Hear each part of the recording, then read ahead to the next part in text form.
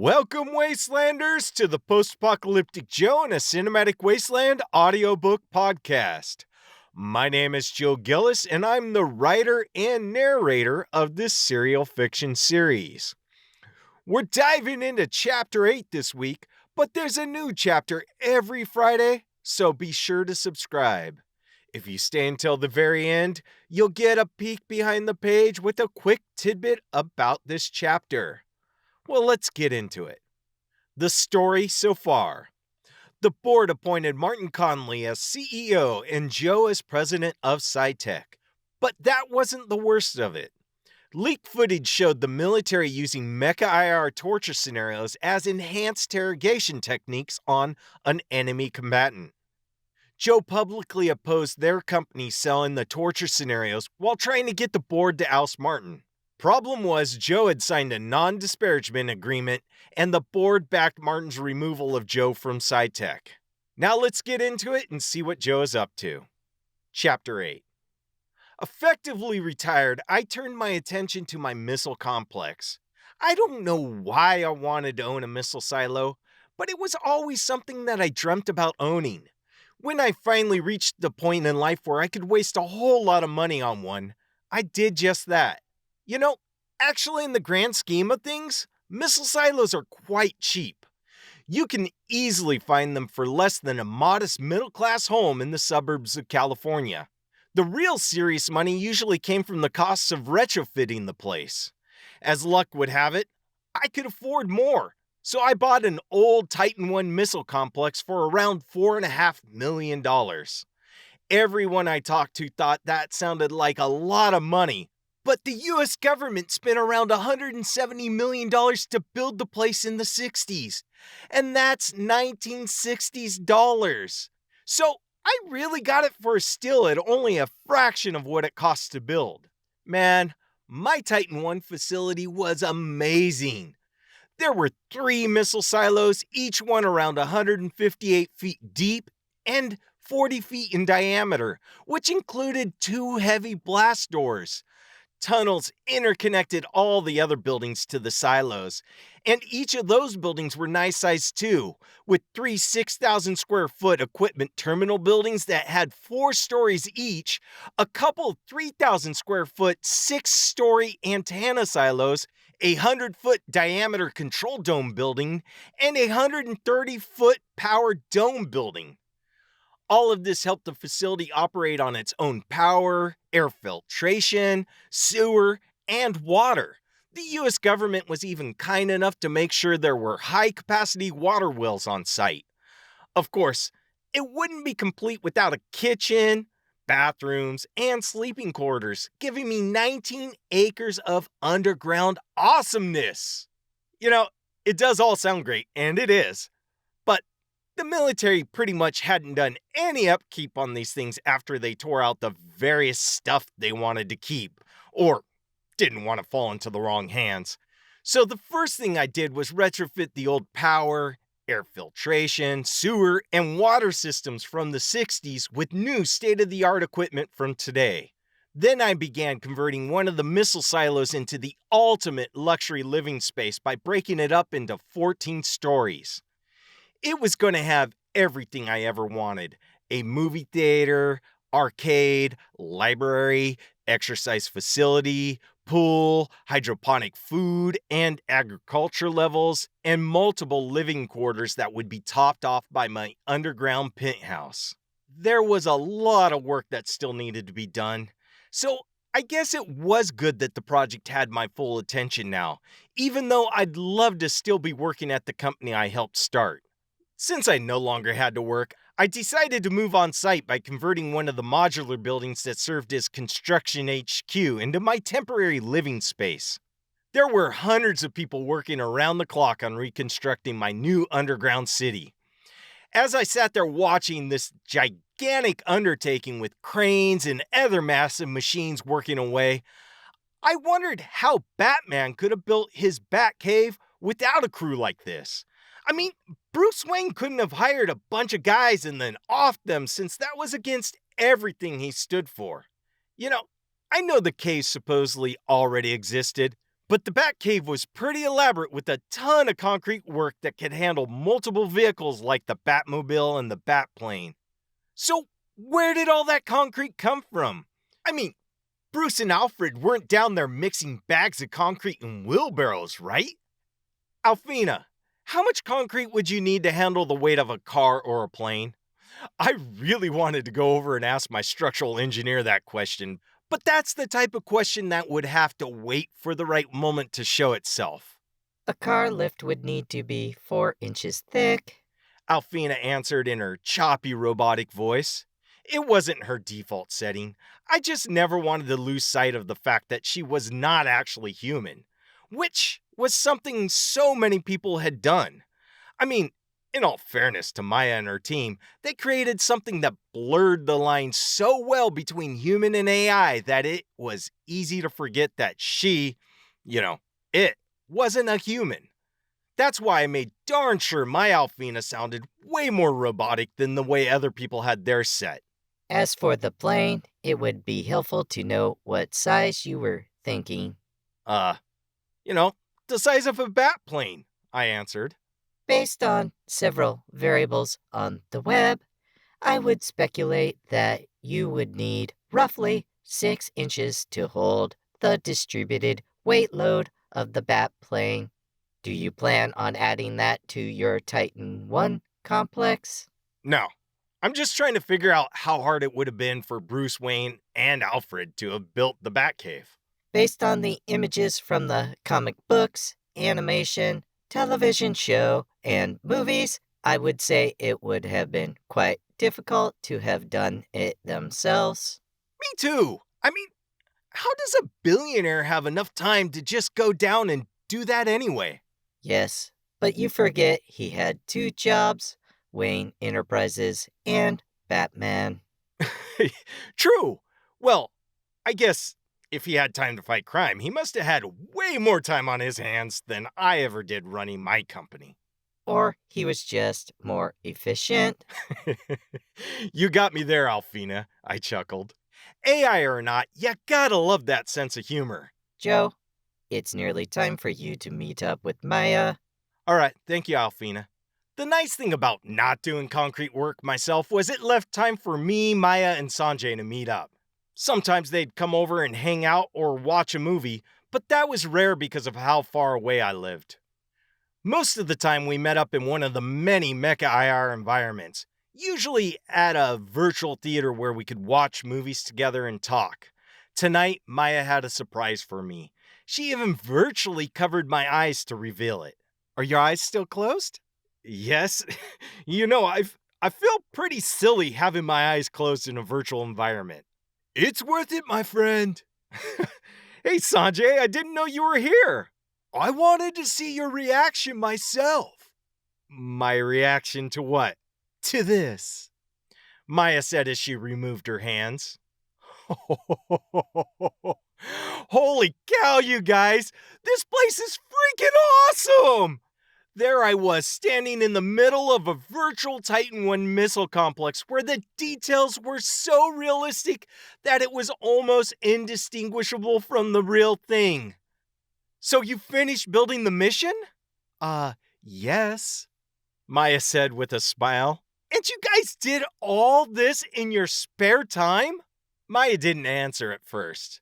Or should I say, she didn't answer with words. She took a deep breath, rolled her eyes, and then glared at me. Like a really deep stare, too. Sanjay had the same dumbfounded look, except his mouth was dangling open. She must have felt I didn't understand what she was saying with her body language, which I totally did, because she finally answered with some words. Do you really think it would have taken us all these years to do this if it wasn't for the fact that we were doing this on the side? No, of course not. Well, either way, you guys nailed this place. Okay, I'll have to admit it. It helps that we're able to see it in real life, Maya said, beaming. Then Sanjay chimed in. That and the scans came in handy. Wow, guys, I'm sitting above ground right now, but I'm down in my bat cave. Batcave? Sanjay spoke with a hint of confusion in his voice while seeking further explanation. It's because he's a billionaire with a secret underground lair, you know. So he thinks he's Batman, joked Maya. Hey, if the shoe fits, I don't see you out there fighting crime, Maya pointed out. I'm not sure if you remember this, but I was kicked out of our company for fighting a crime. Oh, I guess I missed the issue of Batman where Bruce got fired by the board for fighting a crime. There was a hint of sarcasm in Maya's voice. It sort of happened in the aftermath of the Joker War. I grinned, knowing that I had her. She shook her head as she frowned before letting out a big sigh. Okay, Bruce, she said, adding finger quotes to the name. I'll give you that one. Hey, my story isn't over yet. You're my Lucius Fox. Wait, because I'm black? No, because you're my inside man. I mean, inside woman.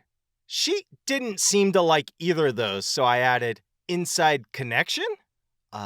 Better.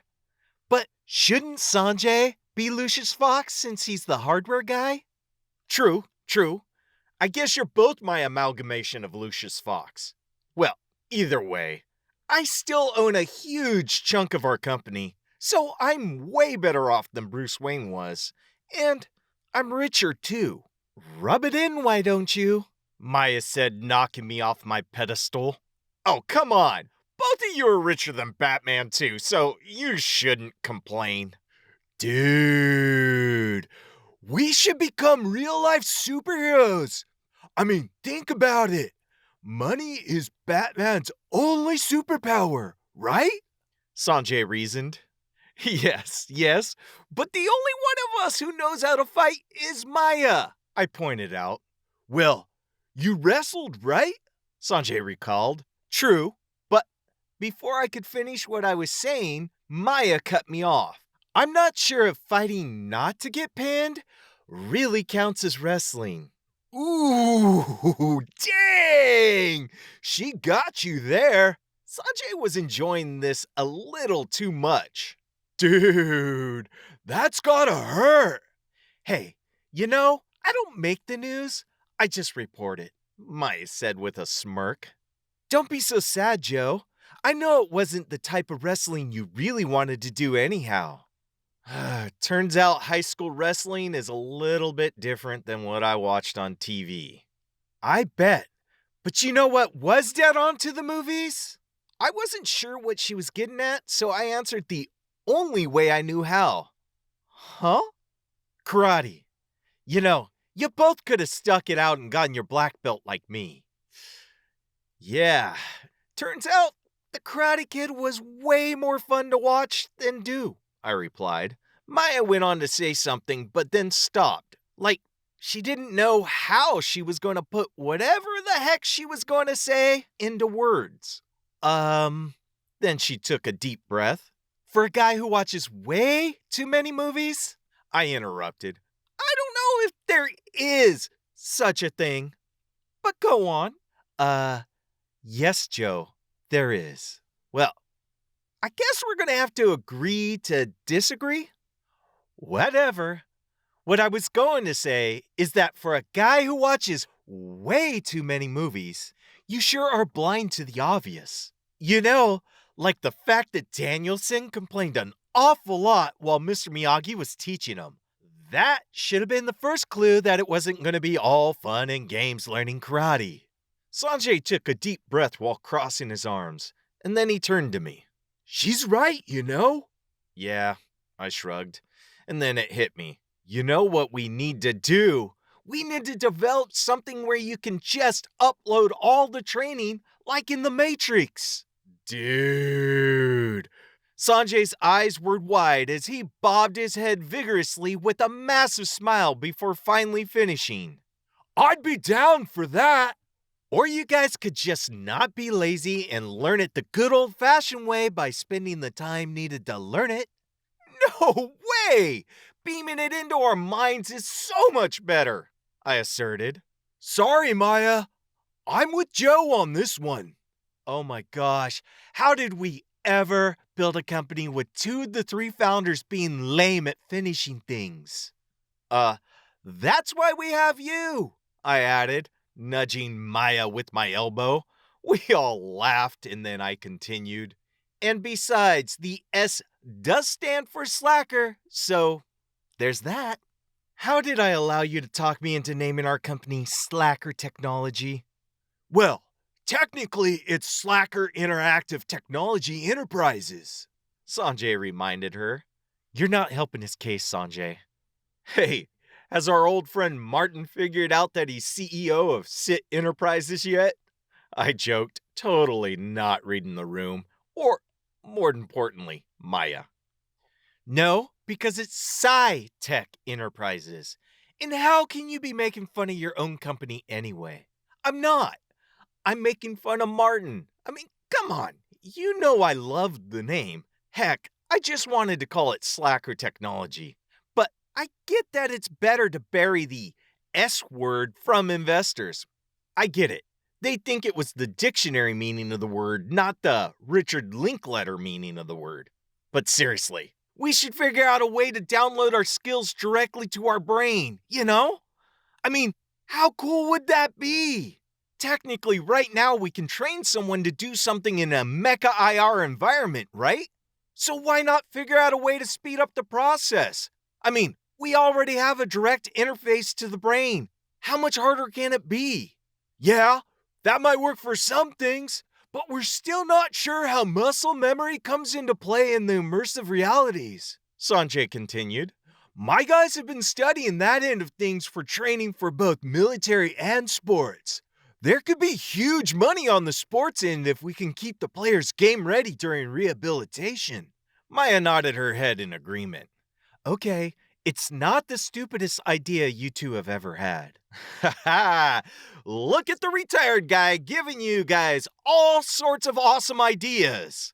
I air quoted the whole retired part since it wasn't by choice. You know, like the immersive reality movies. Hey, by the way, where are we at on those? Well, licensing is working with the studios to make that happen. Who knew there would be so much red tape with people's rights and all?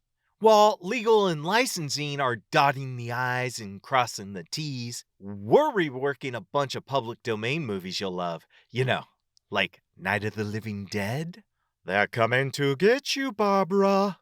I mimicked Johnny's creepy voice from the movie. Exactly. You'll be able to experience it from various characters' points of view. Well, actually, that's one of the kinks we're still trying to work out.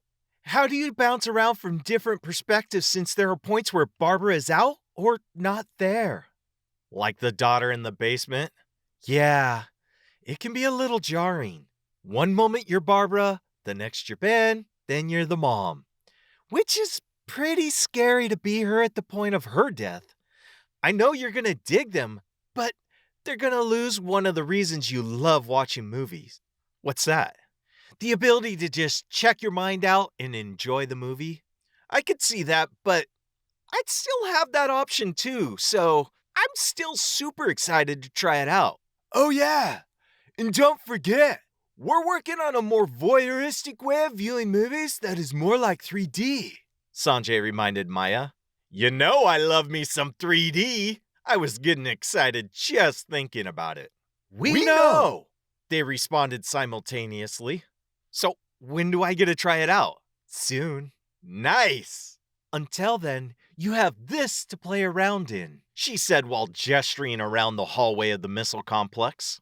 Just then, an alarm triggered because of a motion around me, and my HUD unit popped in, where I could see the construction night crew rushing out of my facility with a sense of urgency. Guys, something weird is going on.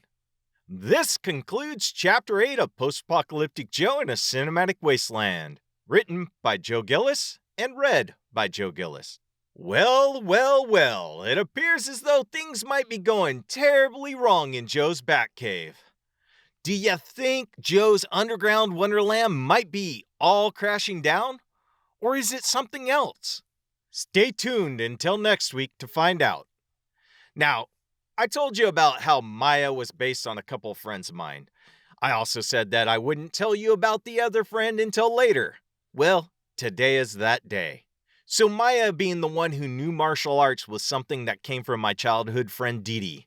She was the other inspiration for Maya. She was the toughest person I knew in my elementary school.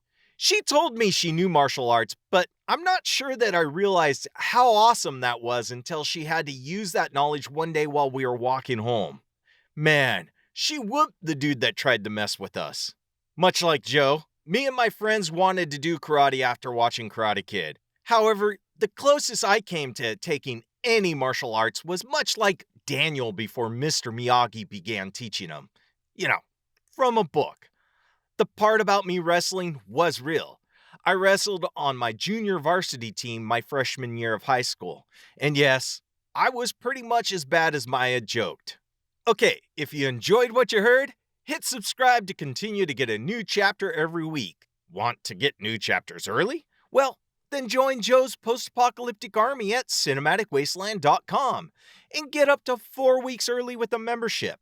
There is even a free level that gives you access to the podcast or web novel 1 week early. Join me every Friday for a new chapter of Post-Apocalyptic Joe in a Cinematic Wasteland. Thanks for joining me on this crazy journey. See you on the flip side.